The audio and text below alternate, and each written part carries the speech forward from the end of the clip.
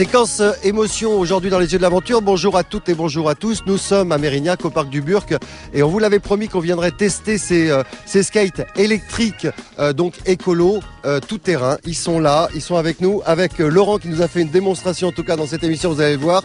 Il a gagné le best-of et le bêtisier de cet été, peut-être même de cet hiver, parce que là, c'était franchement de l'engagement physique.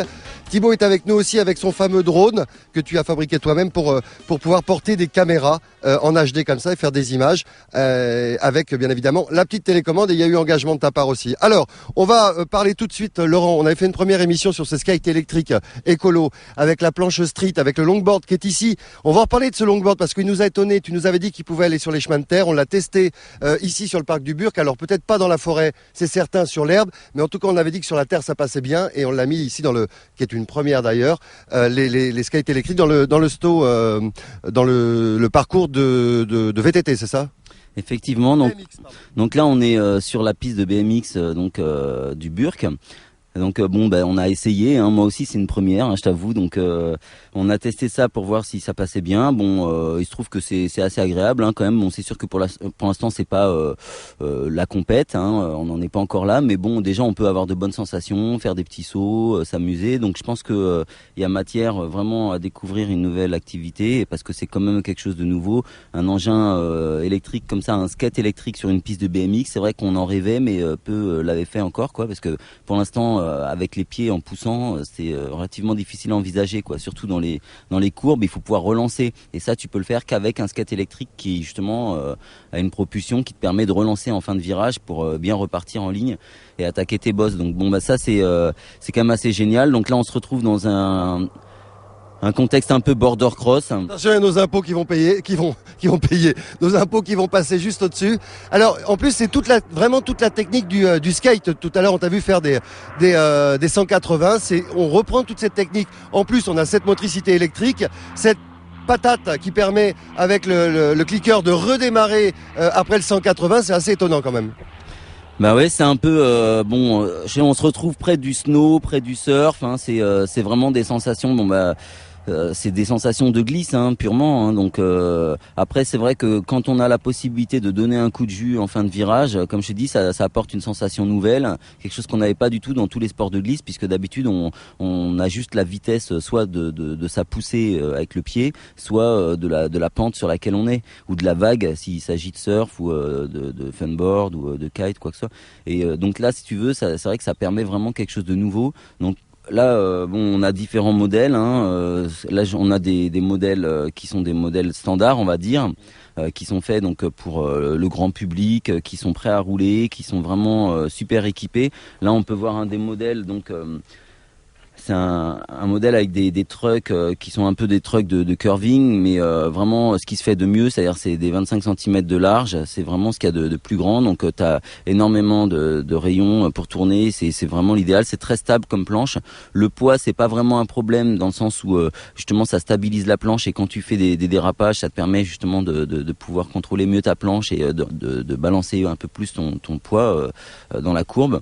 Donc il y a ces modèles un peu standards. Alors là, on va dire que ça c'est un petit peu pour le freestyle. D'ailleurs, Thibaut nous a fait une belle démonstration tout à l'heure qui est passé, on va pas dire près de la caméra, carrément passé, on voit les images, sur la caméra qui a été éjectée.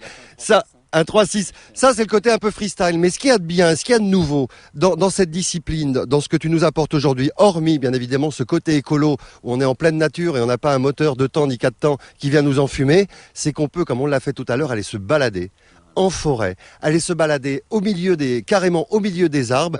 Tout est managé par cette petite manette en Wi-Fi avec marche-arrêt, accélération et frein bien évidemment. On va parler dans quelques instants.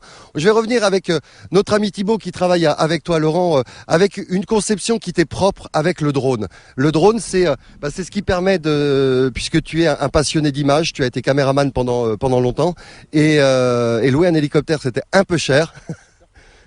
très compliqué et trop cher. Donc justement, donc on avait essayé de mettre une petite caméra, ça marchait pas, tout ça.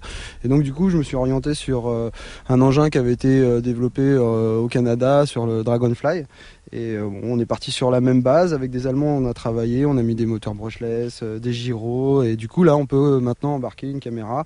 Donc c'est une application première de cet engin-là. Maintenant, il y a d'autres applications qui commencent à se greffer dessus, comme des tests, enfin des études environnementales, voilà, pas mal d'études justement pour l'environnement, et qui justement réunit en fait nos deux professions qui sont autant dans l'écologie que dans l'étude environnementale. Donc, Au niveau du poids de la caméra, pour l'instant, donc ce que tu as fait, ça a une autonomie de 8 minutes, ce qui suffit largement pour faire des jolis plans. Et au niveau du poids, qu'elle supporte? là, on peut aller jusqu'à 300 grammes pour être bien confortable. Cela dit, sur ce proto, j'ai fait jusqu'à 1 kg. Mais j'ai d'autres modèles qui vont jusqu'à 3 kg. Je travaille sur d'autres prototypes. Ça, c'est un prototype qu'on a fait avec des Allemands. Mais moi, j'ai des prototypes qui sont propres à moi, qui sont un peu plus élaborés, qui sont en cours d'acheminement et qui vont bientôt arriver, je pense, très prochainement. Au niveau pilotage?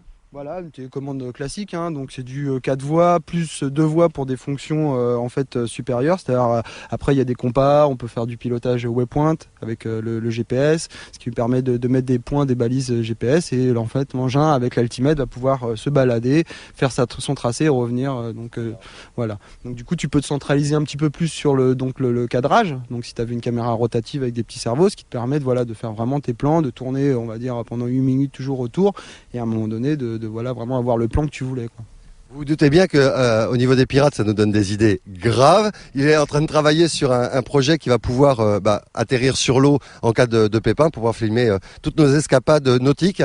En tout cas, si vous n'avez pas les moyens de vous payer un hélicoptère pour faire un film ou pour faire quoi que ce soit, voilà, c'est Thibaut, vous rentrez en contact avec les yeux de l'aventure, on vous donnera ses coordonnées. Félicitations en tout cas. On va revenir sur ce qui nous intéresse aussi aujourd'hui, et surtout c'est ces planches tout terrain qu'on a testées ici sur le parc du Burk. On en était tout à l'heure à donner l'autonomie de ces planches. Donc autonomie en matière de kilomètres. Alors, on peut faire 25 km à peu près avec des côtes, tout type de terrain. On fait disons entre 20 et 25 km selon si on va faire du tout-terrain ou du plat, enfin de la route.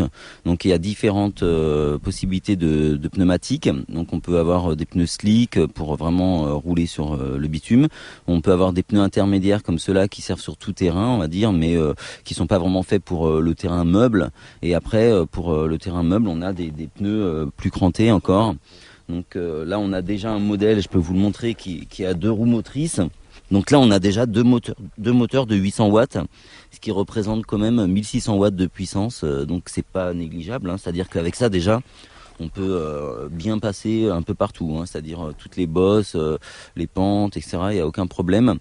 Là on est en travail aussi sur les batteries, c'est-à-dire que le gros problème, c'est vrai que ça reste quand même malgré tout le poids des batteries et l'autonomie. Donc là on est en train de travailler sur des projets de régénérateurs pour pouvoir justement augmenter la durée d'utilisation, voire avoir une durée illimitée d'utilisation pour pouvoir faire des grands parcours, des raids et tout ça. Et là, je pense que on se retrouvera un peu par rapport à ce que toi tu as l'habitude de voir sur les raids en jet ski ou les épreuves de longue distance en kite, etc. Donc là, on va avoir un produit bientôt qui pourra permettre vraiment de faire des grandes randos, des grands raids.